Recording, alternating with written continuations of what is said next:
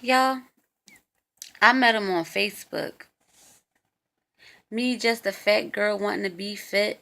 Him, the handsome, lock conscious brother with the vegan health tips.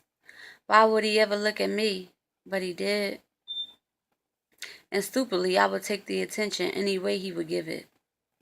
So Valentine's Day, he romanced me all crazy. Had me on the floor on all fours. Stroke was so amazing. Whispered in my ear how much he loved me and how I was going to have his baby. February 14, 2017 was the day I conceived. Felt true happiness, something me having I couldn't believe. Few weeks later, pregnancy was confirmed.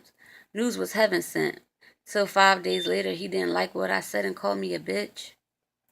I was so confused. Who was this dude? Like, bruh, wouldn't you be mad if you thought some shit was love and found out you was being used? But I forgave and put that issue to rest. Then his ex started calling and playing on my phone, causing me all types of stress. But he told me to chill, hold my head and act like a lady. Silly me thinking my man wanted to protect me and our unborn baby, but all the while he was trying to play me. Told me he wanted to make my birthday special. And I gushed. Never had someone who cared as much. What a blessing. Again, foolish. Me, same day, April 10th, I miss you to the ex-girl he texting. So again, I speak up. He hit me with some Freudian shit, telling me I'm speaking from my ego. And I'm screaming, if we in this together, why you seeking out other people? He told me, shorty, you love misery. You don't want to be happy.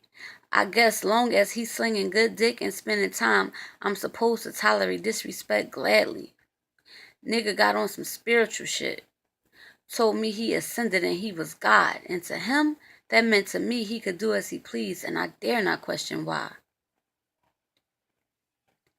Nigga went all pseudo-conscious, saying you don't want a man, you won't submit. And be a good girl, close your mouth, serve that pussy, that's how you avoid getting hit. He never did no wrong.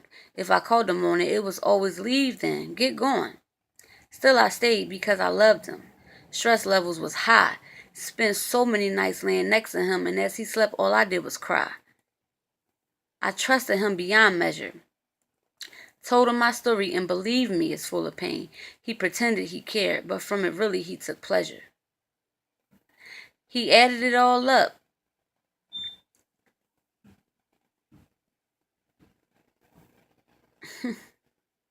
He added it all up and hit me with the sum.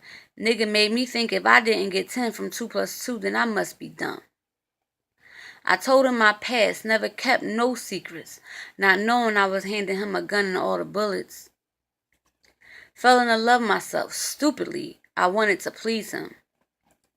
So I orchestrated, planned, and set up a threesome.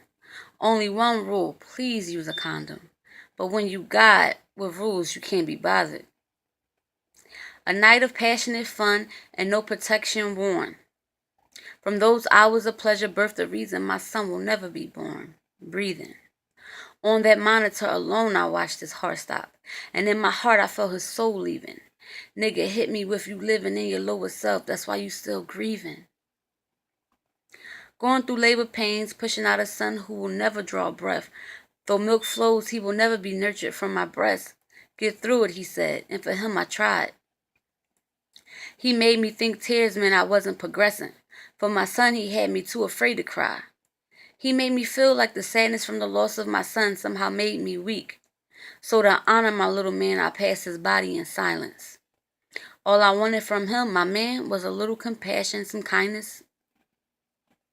I watched my son die alone. For my well-being, my man, my best friend, didn't care. In fact, 10 minutes after our son's heartbeat faded, he broke up with me because I was emotional and told him he should have been there. I wanted this man and admired him and was grateful for all the lessons to me he taught, that I somehow finagled a way to internalize and make all of our issues my fault. When he devalued my opinion, I told myself I was his lady, just be silent and play my position. When he called me a bitch, it wasn't his fault. I should have shut up and listened. The first time he slapped me, and from the bite of my tongue the blood I could taste, he said it and I believed him. I shouldn't have moved my face. Yeah, I was cracked, even broken, and he couldn't relate. But when he said I got you, I believed him and it made me feel safe. Yeah, I should have left like he asked, that can't be denied. But this black and fractured eye and ripped out hair, that doesn't justify. I gave my heart to this man, believed in him, supported his vision. It was never enough. Will point out my flaws, but the good in me was never mentioned. He used to say, how you telling me what it seems like if I'm telling you what is true? Fuck nigga, your words ain't matching your actions and I don't believe you.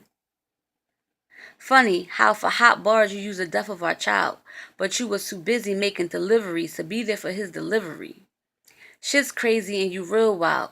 Guess for fame you gon' fraud, nigga, you real foul. Fuck how I feel about you, I'm going to speak out. You a fake and you only surface live that spiritual shit you speak about. Your actions are female. You would try to tear someone down for attention, use their pain for your personal gain, a Facebook like, a repost, or a mention. You calling me crazy, but won't say the things you did that made me. Easy to lie to the people cause they can't see, like how you choked me down to the ground and acted like you were gonna rape me. You told me you loved me more than anything. All lies, everything you ever said, cause love wouldn't have allowed you to slam a trunk down on my head.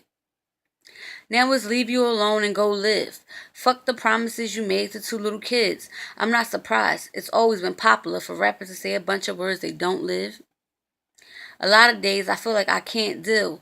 Hard watching you move on because my love for you was real. You say you wish me the best and I genuinely wish it to you. But don't tear me down and use the death of our child to be successful.